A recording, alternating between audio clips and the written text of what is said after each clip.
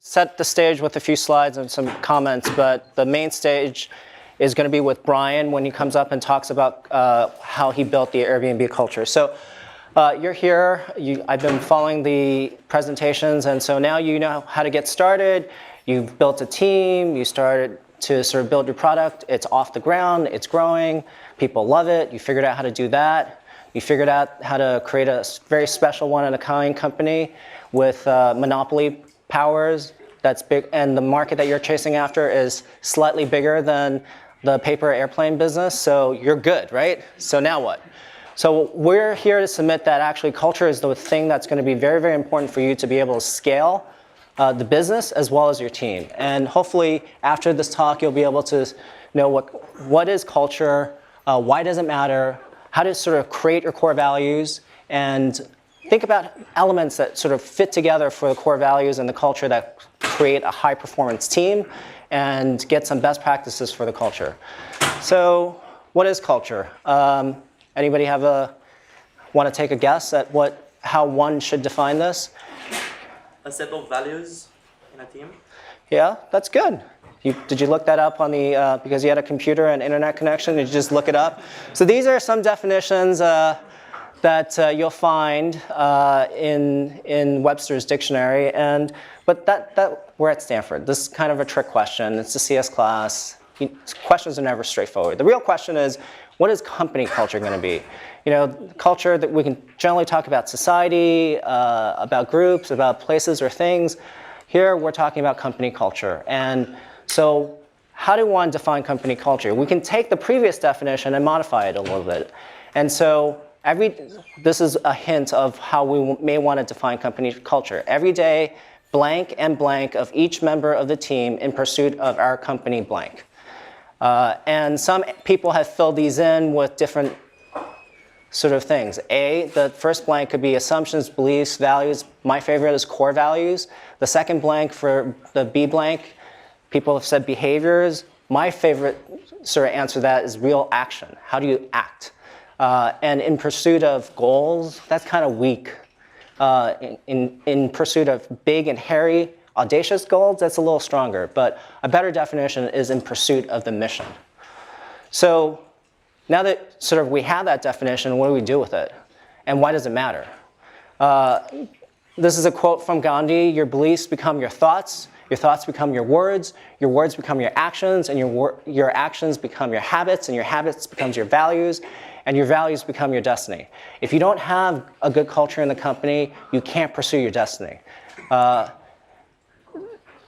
it matters is it becomes the first principles that you sort of go back to when you make decisions. It becomes a way to align people on values that matter to the company. It provides a certain level of stability to fall back on, and it provides a level of trust that people can sort of trust each other with. It also gives you a list of things that you should be able to figure out what to do and what not to do. And the more important thing about that is what not to do. And then finally, the other thing that is important is it allows you to retain the right employees. There are people in this world that are not going to be a fit for your company, but if you have good, strong culture and good, strong core values, you'll know who you want to retain and who you do not want to retain. And if you take the first letter of those, it happens to help you move faster. Another reason, you're thinking that's like all mushy stuff. This is actually more scientific stuff. So here are indices from 1997 to 2003 of stock market index of companies in the S&P 500, in the Russell 3000, and then for the Fortune 100 best companies to work for. They survey all these companies out there, and they've picked out companies that they believe are the best companies to work for. And the stock market returns of those companies happen to be 11.08%, which is almost twice that of the other two indices. And so there's real power in companies that treat their employees well, where there's a lot of trust and where there's a lot of strong culture. So how do you sort of create a set of values and sort of define the culture, et cetera? We get asked that a lot. You've got to start with the leader of the company, the founder, and sort of ask yourself, what are the personal values that are most important to you? What are those things that are most important to the business? Who are the types of people you like working with, and what are their values? And through that, you sort of distill together what a set of values are. Then think about all the people that you've never liked working with. What values do they have? Think of that, the opposite of that, and maybe those should be considered values for your company. And finally, remember, the values have to support your mission. And if it doesn't support your mission, you're missing something. And then the last final checks are, they have to be credible and they have to be uniquely tied to your mission. So at Zappos, in terms of uniquely applied to the mission, we were focused on creating a culture that was going to provide great customer service. So the first core value we had was to deliver wow through service. We were very specific that we wanted to deliver great customer service and it was going to be a wow experience. And then below that, we wanted to sort of had a paragraph supporting that, talking about exactly what we mean by that. We wanted to support them, deliver wow through service, and support people such as our employees, our customers, and our brand partners, and our investors. In terms of the opposite thing, we generally didn't like working with arrogant people. So one of our core values at Zappos was to be humble. So those are two examples where we sort of created core values in a way that sort of became credible and uniquely tied to our mission. So you go through this process, you come up with a few core values. These might be some of them, whether it's honesty, integrity, service, teamwork, and there might be a list of, you might start with 3, you might end up with a list of 10, you might list of 30. It's a good start. And when Zappos went through this process, we started with we asked all the employees at the time what core values they want to identify with. We came up with 37. We sort of whittled that down to about 10. And it took a year to do this. That's a long time. And you might want to ask why. Well, if you just come up with the word honesty, I mean, give me a break. Everybody wants the culture to be honest. No, nobody's going to say, I want to be lied to every day. Service, what do you mean by service? There's got to be a lot more depth in this than that. And everybody talks about teamwork, but there's a difference in level of teamwork that you see in an intramural sports team versus a baseball team. And so how do you sort of dive deeper into teamwork? What are the things that don't work for a team? A lot of it has to do with communications. A lot of it has to do with things that people have studied. And you might want to go deeper into that. At Zappos, we thought about, well, there are a lot of smart people in this room. When they're fighting with each other and trying to figure out who's right and who's not, it's probably not the best use of time. And we wanted everybody to sort of riff off each other and help each other make any idea better. The result is that the company gets a better idea, not that any individual person is right. So we wanted to instill this idea that it's company first, then your department, then your team, then yourself. And how do you do that? You go a level deeper in that. There's a great sort of element of high-performing teams that I really like, which is this pyramid that was created by Patrick Lencioni, and he wrote this book, The 5 Dysfunctions of a Team. And the reason this is interesting, he talks about the breakdowns of a team. First of all, a lot of teams break down because they don't have any trust. Then, even if you had trust, why do you need trust? Well, then if you have trust, you can actually have debates and conflict and get to the right answer. If you don't have conflict and debate, people are it's the blind leading the blind. How do you know you actually got to the right answer before you sort of commit to something? So people are not actually willing to commit. They're afraid of committing. And so let's say you get to the next level and you are actually able to commit. Well, what goes wrong then? It's usually because people are not held accountable to things that they committed to. And if people are not held accountable to the things that they've committed to, then they can't get results. And I would submit to you, if you think about the company as a black box and results, whether it's financial, whether you produce a great product, or anything like that as the output, one of the major inputs is the culture of the company. So some other best practices we're going to actually talk about during Q&A, because I think this is going to blend into the conversation, is that you want to incorporate your mission to values. We've talked about that. Performance, you got to think harder, deeper, longer about your values than you might initially think you need to do. One of the things that I think a lot of companies don't actually do is they interview for technical fit or skill fit or competency in that realm, but they don't actually interview for the culture fit and whether someone will actually believe and follow the mission. I think that's a big, big no-no. Like, I think you can have the smartest engineer in the world, but if they don't believe in your mission, they're not going to pour their heart and soul into it. And that's one of the things that where if you actually sort of start thinking about culture from the interview process to performance reviews to making sure that it's a daily habit, you'll get a lot further with making a great culture. The final point on making a daily habit, I think culture, just like customer service or fitness, is like motherhood and apple pie. Everybody wants to provide great customer service. Every company wants to have a great culture. What they fail to do is make it a daily habit. You just can't be fit if you don't do it as a daily habit. Eventually you get out of shape, then you get fat, and then you're like, oh, I got to go on a crash diet to sort of get back into shape. That doesn't quite work. And the same is true with something like culture. So I think we checked all of these off, so we can go into Q&A with Brian. All right, cool. Can you move the chair? Right here? Yeah, it's good. All right, hello everybody. It's quiet in here, I'll be honest. No, it's much better. Now I feel a little less on edge. Nothing worse than like a room full of people really, really quiet staring at you, but now I feel better. Oh, I did it for 5-10 minutes. Yeah. You could bear for a little longer. Yes, exactly. So Brian, could you talk about how the process by which you came to understand the culture was important to Airbnb and in building the company? Yeah, so I think one of the things we realized is, so just to give you, I won't tell the full story of Airbnb, and some of you may know it, but the very short version of the story was that Airbnb wasn't meant to be like the company we were trying to start. I had quit my job. I was I was living in LA. One day I drove to San Francisco, became roommates with my friend from college. I went to Rhode Island School of Design, Joe Gebbia, and I had $1,000 at the bank, and the rent was $1,150. So that weekend, this international design conference was coming to San Francisco. All the hotels were sold out. We had this idea, let's just turn our house into a bed and breakfast for the conference. I didn't have any beds. Joe had 3 air beds. We pulled them out of the closet. We called it the Air Bed and Breakfast. That's how the company started. I probably told that story 10,000 times, by the way, some version of that story, and I didn't think I'd ever tell that a second time.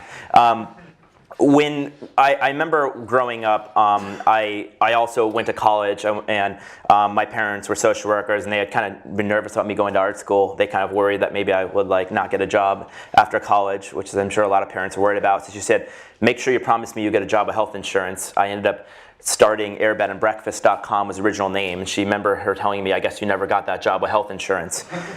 The reason I say this though is this. Airbnb was never meant to be the big idea. It was meant to be the thing to pay the rent so we could think of the big idea. And along the way, by solving our own problem, it became the big idea. So alongside that, and I'm not going to talk about like kind of how we built the product. That's probably another conversation that some other people are talking about. You have to build a team and a great company. And in the early days, we had 3 co-founders, Joe, Nate, and myself. And I kind of think of one of the reasons we're successful was I was really lucky. And I don't think I was really lucky because we came up with the idea of Airbnb. And I don't think we were really lucky that we became successful once we had the team. I think we could have come up with a lot of ideas and been somewhat successful. I think I was lucky because I found 2 great people that I wanted to start a company with, people I admired that almost intimidated me how talented, how smart they were. And I think that's one of the first things, you got to build a team that is so talented that they kind of almost make you slightly uncomfortable because they know by being with them, you're going to have to raise your game to be with them. And then when we were working together in the early days, this is like 2008, the first thing is we were like a family. You think about founders are like parents and the company's a child. And the child will manifest in many ways behaviors that parents have between the relationship. If the parents are dysfunctional, they're not working together, then the child is going to be frankly pretty fucked up. And so you don't want that. You want your culture to be awesome. And so Jonah and I were like a total family in the beginning. We worked 18 hours a day, 7 days a week. I remember when we were y-combinator, we like worked together, we like ate food together, we like even went to the gym together. We may as well have gotten jumpsuits, we didn't go that far. But we were like, it was like we were a mission. I felt like we were like a special forces or something. And we had this like amazing shared way of doing things with amazing accountability. And then we realized that was like the DNA of the company. And then we started thinking, at some point you go from building the product to phase 2, which is building the company that builds the product. And so a lot of the talk is about how do you build a product, how do you get product market fit. Once people start doing that, now you've got to build a company. And it doesn't matter how great your original product or idea is. If you can't build a great company, then your product will not endure. And so we thought about this, and one of the things we realized is we want to build a company for the long term. The last thing I want is to build something. I mean, think about it this way. If your company is like your child, a parent wants this child to outlive him or her. It would be a tragedy to outlive your child. It would also, I felt, like be a tragedy for us to outlive our company and just watch it rise and fall. We didn't want that. We wanted a company that would endure. And so to do that, we started noticing companies have something in common. Companies that were around for a really long time had a clear mission. And they had a clear sense of values. They had a shared way of doing something that was unique to them and was really, really special. And so then Joe and I, when we were 3 people, decided to look around companies. I noticed Apple, Steve Jobs talked about his core value was that he believed people with passion could change the world. And he said our products changed, but our value never had. And we learned about Amazon, we learned about Nike, we learned about companies in the early days. You can even use this to talk about organizations. Even like a founding of a nation has a strong values and a declaration, then the country might endure longer. And so we started realizing like we need to have intention. Culture needs to be designed. And that's kind of how we got connected is because when we were funded by Sequoia, Alfred Lin had just joined from Zappos Sequoia. And I was told Zappos had an amazing culture, and we went to Las Vegas and met up with Tony, and we learned about it. And so what did you learn? Well, you guys were crazy.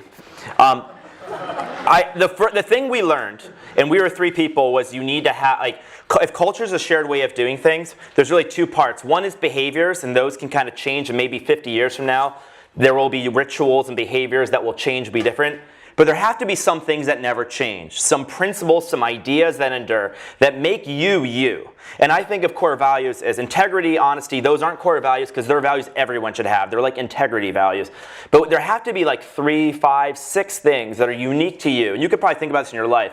What is different about you than every single other person? If you could only tell somebody 3 or 4 things, what do you want them to know about you? And we realized that when Zappos was 100 employees, they wrote down these 9 core, is it 9? 10 core values. And the only thing I learned from Tony is he said, I wish I didn't wait till I was 100 employees to write down our core values. So I think I was talking to Sam, he says he thinks we're one of the only companies that wrote our core values down before we hired anyone. How long did it take you to hire your first employee?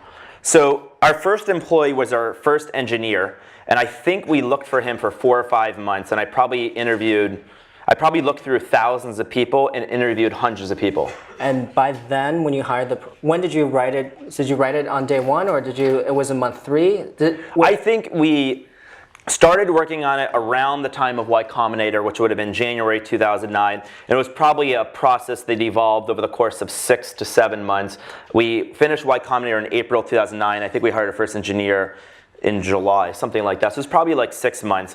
And some people ask, like, why did you spend so much time on like hiring your first engineer? And here's what we thought about it.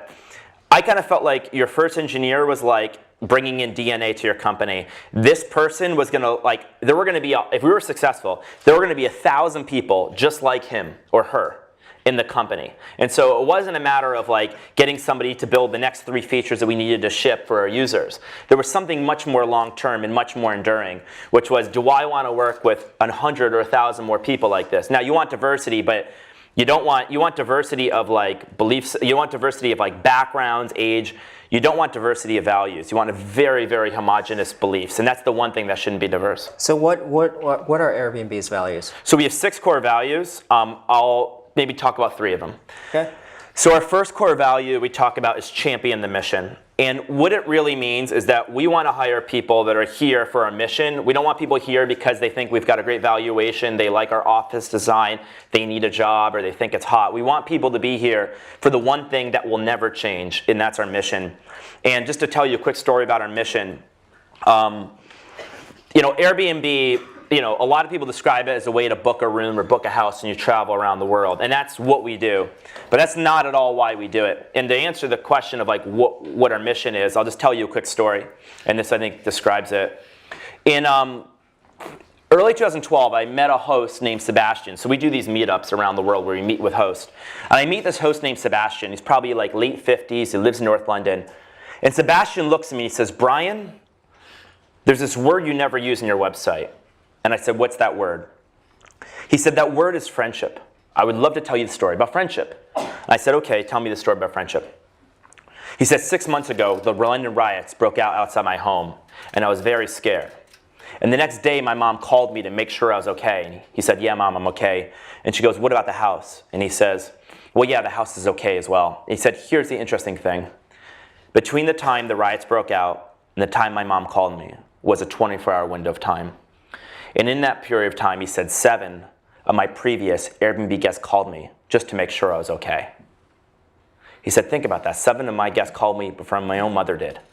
I don't know what that says about our guester's mother more, but but in this summer, on a typical night or a peak night, we would have 425,000 people staying in homes and living together, and they were coming from 190 countries in the world, which is every country but North Korea, Iran, Syria, and Cuba. So when you hear that story, at our core, what we're about, that's much more than just booking a room or traveling. What we are about is we want to help bring the world together. And we want to do that by giving a sense of belonging anywhere you go. So our mission is to belong anywhere. So 5 years from now, 20 years from now, maybe we're still selling rooms and homes, but maybe we're not. But I can guarantee you what we're always going to be about is this sense of belonging and bringing people together. And that's the more enduring idea. So when we hire people, the first thing we need to make sure is that if that's our mission, you need to champion that mission. You champion the mission by living the mission. Do you believe in it? Do you have stories about it? Have you used the product? Would you bleed for the product? I used to ask like crazy questions. Like one of the crazy questions Sam reminds me of is I used to interview people. So I interviewed the first 300 employees at Airbnb, which people think I'm like really neurotic, and that may also be true. But and I used to ask them a question, which I've now amended. I used to ask them, if you had a year left to live, would you take this job? And actually, the people who say yes to that, you probably don't want, because that's like, they should probably spend time with your family. So I amended it to 10 years.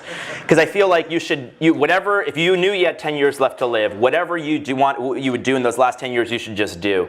And I really wanted people to think about that. That was enough time for like you to do something you really cared about. And the answer doesn't have to be this company. And I say, fine, if what you're meant to do is to travel, or if you're meant to do is start a company, you should just do that. Don't come here, go do that. And so, there's this old kind of parable, probably many of you have heard of it, about like 2 men are laying bricks. Somebody comes up to the first man and says, what are you doing? He says, I'm building a wall. He asks the other guy, what are you doing? He says, I'm building a cathedral. There is a job, and then there's a calling. And we want to hire people that aren't just looking for jobs, they're looking for a calling. And that's kind of the first value, and that's champion the mission. I'll just, maybe, because I don't want to take all the time, I'll talk about just one more, just so we don't talk the whole thing just about values.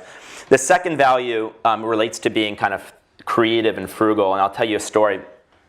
Our company was like, by the way, all the founding stories of your company end up becoming the things that people repeat and talk about when you're 1,000 people, and it kind of embodies, right? It's kind of like your childhood. These things kind of come back later in life. Same thing with a company.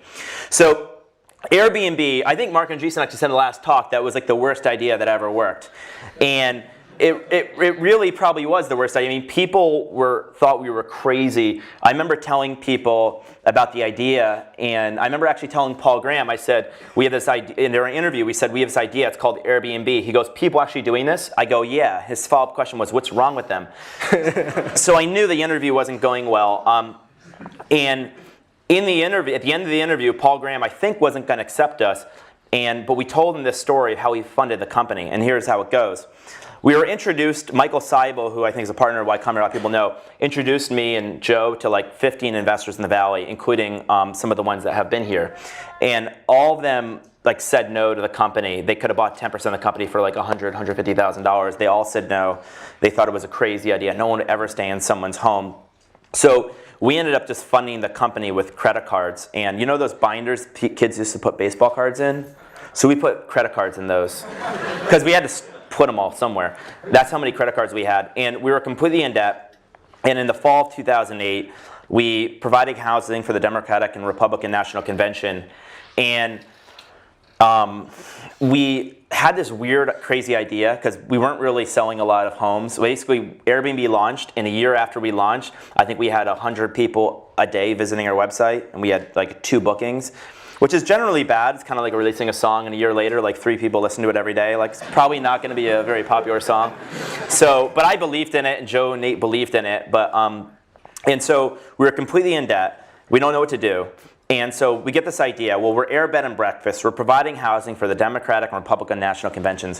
What if we made like a collectible breakfast cereal for like the Democratic National Convention? And we came up with this Barack Obama themed cereal. We called it Obama O's, the breakfast of change. And then we came up with a Republican themed cereal for John McCain. We found out he was a captain of the Navy, so we came up with Captain McCain's, a maverick in every bite. And we had $0, and without any money, we were able to, we tried to call like General Mills, and they told us to like stop calling them or they're getting a restraining order, so that didn't work. But we found a local alumni of RISD. He made 1,000 boxes of cereal for us, and we ended up sending them to press. And eventually, within a week, we got on national television, national news. We made $40,000 selling breakfast cereal. And the year 2008, we made $5,000 from our website, and we made $40,000 selling the breakfast cereal. And I remember my mom asking, so are you a cereal company now? And that wasn't the bad part. The bad part was the honest answer, which was, well, 80%, yeah, technically yes. Technically yes. So, but the reason I tell that is our second core value is to be a serial entrepreneur. I'm sorry for the cheesy pun. I'm sorry. But be a serial entrepreneur. And what we really mean is that we believe constraints bring out creativity. And when you raise like $800 million, suddenly all that scrappiness, it's easier to lose that scrappiness. It's easier for people to tell you, you know, I just need like this $50,000 contract, or I need this, or I need that. And whenever somebody is just being a little bit not like frugal and not being creative, or they tell me they can't do something, I'll just take a box of cereal, and like even just the suggestion of Obama knows they need to be scrappy and frugal. And so again, a lot of the founding DNA of your company becomes these values, these principles. And so everyone knows if you don't give a crap, you shouldn't be here. And it doesn't mean you have to give a crap, it just means you have to be here. And you also have to be creative. It'd be like kind of like an entrepreneur that's super scrappy. And these are some of the values we learned. Cool. So you guys should start thinking about questions. We're going to open it up to questions from the audience, but I have a few more questions for you. So this all sounds nice. The stories are great. People here are a pretty skeptical group. It's a CS department class, probably left brain focused. This feels like a softy kind of right brain focused. I'm a total kind of softy, thing. sorry. But how has having a strong culture helped you make important, tough decisions? Well, I think that so here's the thing about culture. There's 3 things they never tell you about culture. The first thing is they never tell you anything. In other words, no one ever talks about culture, and no one ever tells you need to have strong culture. And so, like, there's tons of articles about building a great product. There's tons of articles about like growth and adoption, and there's very few things about culture. It's this like mystical thing that's like kind of soft and fuzzy. That's the first problem. The second problem is it's hard to measure, and things that are hard to measure often get discounted. And these are like 2 really hard things. But the third thing is the biggest problem. The biggest problem with culture is it doesn't pay off in the short term. In fact, if you wanted to, in 1 year, build a company and sell it as quickly as possible, the number 1 piece of advice I give you is fuck up the culture, forget about it, just hire people quickly. Culture makes you hire really slowly and makes you be deliberate about decisions that in the near term can slow progress. It's kind of like putting an investment into the company short term. And so these are the things people never tell you. So it's really about building a company for the long term and to endure. Now, some of the things about culture, the first thing is you need to like be very clear about like what's unique to you that you stand for. Once you do that, you need to make sure you hire people that believe in that. And so we interviewed hundreds of people. You need to make sure that you hire and fire based on the ideas, these values. And you know, one of the things we do is we constantly repeat over and over again. So we interview, like when we interview, we want to make sure they're world class and they fit the culture. So the first thing I used to ask people, I had at the end of an interview sheet, is if you could hire this is a functional question. If you could hire anybody in the world, would you hire the person sitting across from you? And if our vision is to become like the best in the world at what we do, why aren't we hiring the very best in the world? So every single person is meant to hire a person better than the previous people. You're constantly raising the bar. You're constantly hiring world-class people. Then we have separate people called core values interviewers who aren't in the function. So if you're an engineer, the core values interviewers are never engineers because we don't want them to be biased and say, oh, I know how good they are. And they interview just for values to make sure that people care about the same thing. And we've said no to a lot of really great people because we just didn't feel right about them being with us long term. So that's one of the things. I also think that maybe some other examples of when we kind of had hard decisions. I've had a kind of in mid 2011, we had this. So we were mostly in the United States, and we had this internet clone funded by these guys called the Samwer brothers. I don't know if anyone heard about these Samwer brothers. They basically they clone Rocket Internet. They just went public, and they basically copy American websites quickly, and they try to sell it back to you. And if you don't, then they just try to. So it's kind of like putting a gun to your head. And so. And they had basically done this to Groupon. Groupon at this point was like the fastest growing company in the world ever. Fastest company to $1 billion in revenue. And then they stopped doing Groupon. This is when Groupon's on top of the world. And they cloned us. And we had 40 employees. We had raised $7 million. They cloned us. And they raised $90 million. And in 30 days, they hired 400 people. And they wanted to sell the company, and if they couldn't, they were going to like destroy us around the world. And the problem with Airbnb is if we're not everywhere around the world, like a travel site not being in Europe is like your phone not having email. It doesn't actually work. So we were kind of in trouble. And we had this conversation, and there was the pragmatic decision of should we acquire them, and then there was the like kind of values decision.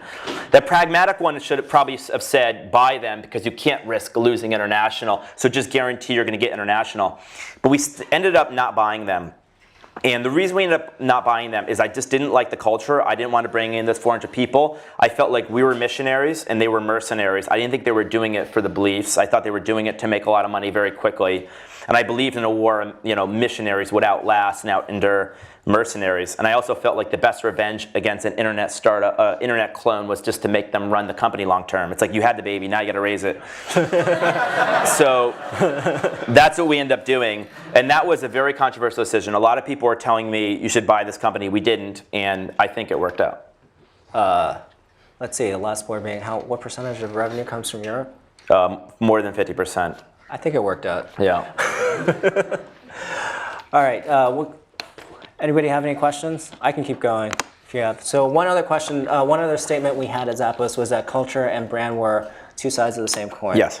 Airbnb has a great culture and also a great brand. You want to talk a little bit about branding, since it's actually kind of a weak thing in Silicon Valley. We don't tend to focus on culture and brand. That's what I actually just said that to Sam Altman. It's like, I think Silicon Valley is not historically really strong, or we don't talk about culture and brand very much. They are two sides of the same coin.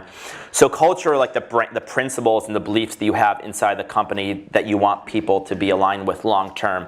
And whatever happens inside the company eventually comes out. You can't hold it in. And brand is really the promise outside the company that everyone identifies with. And so I think having a clear mission and making sure that you know that mission and making sure that mission comes through the company is probably the most important thing you can do for both culture and values. And then the second thing you need to know is that your brand, the way people think about you as a company, is often decided by your brand evangelists are your employees.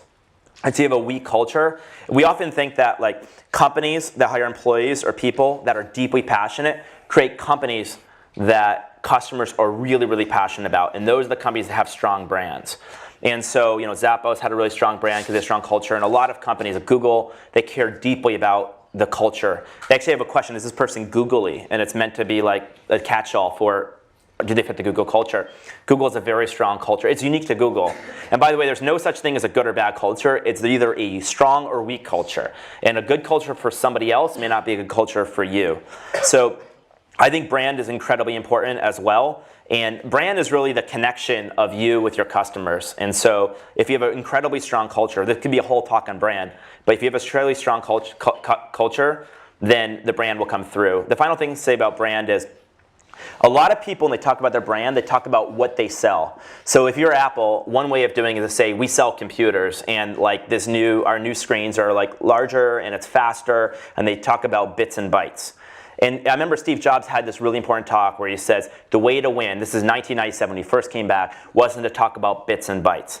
The way to win is to talk about what we value. In our core values, we believe people with passion can change the world. And that was how he introduced the Think Different campaign. And so Apple, before they had this huge renaissance, which became the most valuable company in the world, they did the Think Different campaign, which is basically saying, this is what we believe in. And if you buy an Apple computer, you're also saying, I believe in this too. And there has to be, I think, a deeper core belief, and if that doesn't happen, you're a utility, and the utilities get sold at commodity prices. Go ahead. How did you know how to communicate this at the beginning? The question is, how do you know how to communicate this to the company, the culture, or the core value, or to the employees, Outside world. to the outside world? The culture, the values, the brand. How to communicate what Airbnb does and how it's a good idea. Well, so the question is, how do we communicate what Airbnb does early in the days? Well, we learned a lot, because in the early days, we communicate like a utility. We actually said Airbnb is a cheap, affordable alternative to hotels. And we had a tagline of forget hotels, save money with Airbnb. And over time, we felt like that was, I mean, this is in really early days, and we felt like that was way too limiting, that it undercut the idea. And so we then eventually changed our tagline to travel like a human, which we haven't kept. But it was basically meant to say that like we believe in a certain kind of world, and we really feel like travel is mass produced. You feel like isolated, you feel like a stranger. And we want to bring the world back to the place where it's a little bit like a village again, where the service is coming from other people. You have this feeling like you belong, and you're actually treated like a human. No matter how successful you are in life, often traveling will remind you you're not that successful. Go through TSA, stay in a typical hotel. Sometimes you'll have some problems. And so we really want to make people feel special. And this was kind of some of the stuff we did in the early days, and we did a lot of storytelling. I mean, I've probably told the story of Airbnb like 10,000 times, and this is something that's kind of related to culture, but somebody asked me the other day, like, what's the job of a CEO? And there's a number of things a CEO does, but what you mostly do is articulate the vision. So you articulate the vision, you got to develop a strategy, and you got to hire people to fit the culture. If you do those three things, you basically have a company. And that company will hopefully be successful if you have the right vision, the right strategy, and good people. So what we end up doing is articulating the vision over and over and over again. Whether you're hiring people or recruiting them, talking to investors to raise money, doing PR interviews, if you're speaking at a class, you're always reinforcing the values. You're doing it in an email through a customer. And so you just do it thousands of times. And if you do something thousands of times, it will change and get better every time. And so it just kind of evolved. Yeah. So the users are interacting with the host. So how do you ensure that the hosts are reinforcing the culture of Airbnb? Very, very good question. How do we make sure the hosts are reinforcing the culture of Airbnb? So when the answer to that is we do a pretty good job, but not yet an amazing job at it. When we first started Airbnb, I kind of took the Craig Newmark school of thought. Craig Newmark's the founder of Craigslist, and I said anybody should be able to use Airbnb. You didn't have to apply. If you wanted to rent your place, you could rent your place. And it turned out that many of the people believed in our values because we talked about it and we attracted them. But there were people who rented on Airbnb not because they believed in the values, but because they realized they can make a lot of money renting their home. And not everyone really was a great culture fit. And these people actually did cause us a lot of problems. So that was actually a bit of a lesson for me. And I didn't think our host it didn't really occur to me in the early days the host had to completely fit the values. Now we met them, we attract people like us. And so over time we've realized hosts are partners. And so they need to believe in the same values we do. And so now we have a program called the Superhost program where they have to demonstrate values to reach this kind of badge, which gets them kind of priority customer support and distribution. We are having this a host convention where we bring all the hosts in. We're going to be talking about and reinforcing the values. So the answer is we were really late, but we now do it by reinforcing it every step of the way. Go ahead. Ryan, Airbnb has made some great contributions to the open source community. Do you have any thoughts on how that contributes to the culture on your development team? Yeah, I mean, I think just in general, and it may be maybe related to two things about Airbnb. We tend to be a pretty open culture, just in general. We communicate a lot, and we generally believe in the idea of like a shared world where people are giving back and contributing, making communities and industries stronger. So, and just my one philosophy on communication is we basically communicate and talk about everything internally except for things that relate to employee or customer privacy. So if it doesn't relate to those two things, we'll basically talk about it.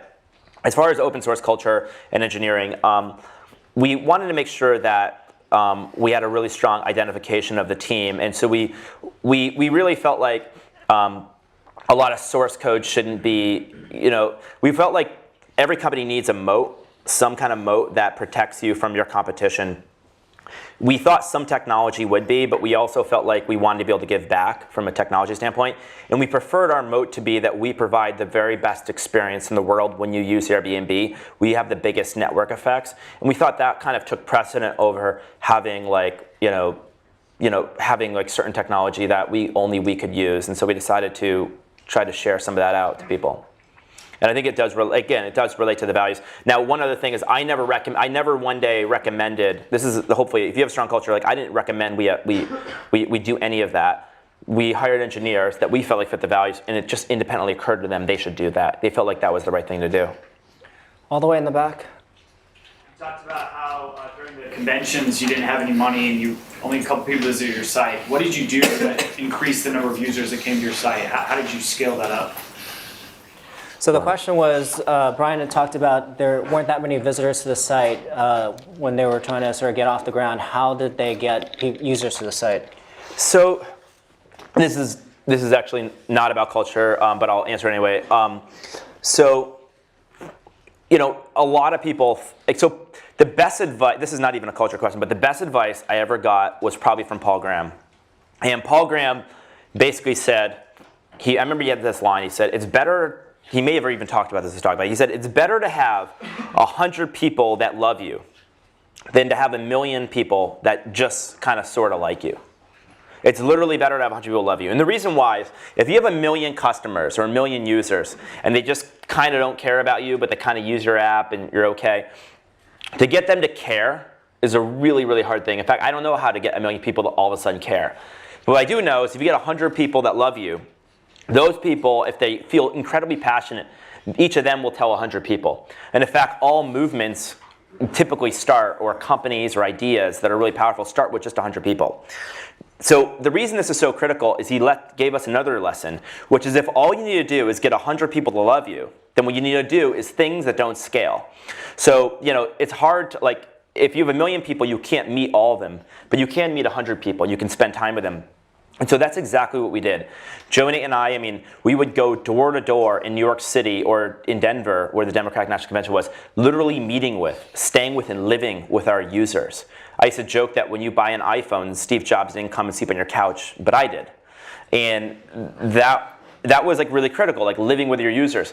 And by living with our users and spending time with them, all we had to do was give them enough time, attention, and get them to get the point where they were deeply passionate. And if you work backwards from 100 people, or even one person, like without even technology, imagine what would be an amazing experience for just this one person, and walk through the journey from the time they like whatever your service is, right? And make it perfect for that one person. Once you make a service perfect for one person, it's actually really easy to make almost anything perfect for a person. It's not actually that hard. The hard thing is then how do we scale this to millions of people? Where everyone gets in trouble is they try to solve both at the same time. So the first thing we do is get the perfect experience for one person. We went door to door to do this. We won over their love. And then we use a separate kind of part of our brain to imagine, now how will we achieve that at scale? And I'll give you one example before I stop talking about this. Right now on Airbnb, you can, if you put your home on Airbnb, you can click a button and it kind of like works like Uber. And we did this before Uber. A professional photographer comes to your house and they'll photograph your homes for free.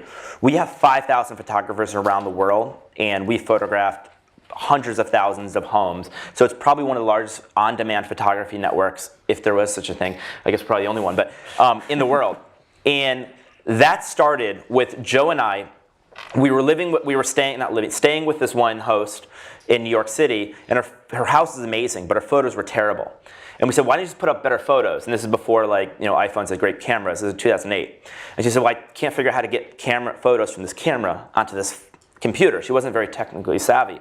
And she said, well, we'll just take photos for you. Or actually I said, what if you could press a button and somebody just showed up at your door and took professional photographs? She said, that'd be magic. So next day I knocked on her door and said, I'm here.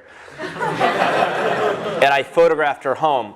And then we sent emails to people saying, we have this new magical photography service, and if you want, you can press this button, and a professional photographer would show up at your home. Someone would press this button, it would just send me an alert, or Joe an alert, and we'd rent a camera in Brooklyn in January of 2009, walking through snow, photographing people's homes. We did this by hand without any technology. We managed it with just spreadsheets. I wasn't going to burden Nate with trying to build something we designed before we had photography. Then we started hiring contract photographers. Then eventually we got an intern to manage all the contract photographers. Then we got an intern to become a full-time employee, managing other interns to manage the contract employees. And at some point, this is before we built anything, and at some point, there were too many people to manage. There were hundreds of photographers. And then we finally built all the tools to manage all the photography. But we did it only after we knew exactly what the perfect service was. I have one more question. One more question. So a lot of people say that when the hardest part isn't the technology. Here, the marketing and the communication is the hardest part, the Airbnb. And a lot of people say it's not the technology company, it's the marketing now.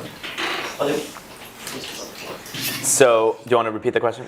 So the question is, a lot of people, in this particular situation with Airbnb, a lot of people think that this is not necessarily a technology company, but it's more of a marketing company.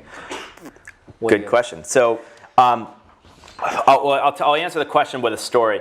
Let me preface that question by a set of questions. Do you today have proprietary technology? Yes. Do you have a moat? Yes. Do you have network effects? Yes. Do you have pricing power? Yes. Do you have a good brand? I think so. Are you a monopoly? I'm not going to answer that. But I think similar to the question, just forgetting about all of that. Companies that have network effects and sort of get off the ground, Yeah. the flywheel is going. Yeah. People just think that you're lucky. Yeah, and let me. everything's just going. It's a totally fair question, and people have said it, so I want to answer it. Guy that runs Sequoia Capital now, his name is Doug Leone. Yeah. One day, I think it's a year and a half ago, Doug Leone says, your job sucks. And I was like, what the hell does that mean? This is you've got the worst job of any CEO in my portfolio. And I said, tell me why. And this is what he said. He says, well, here's how I think about it.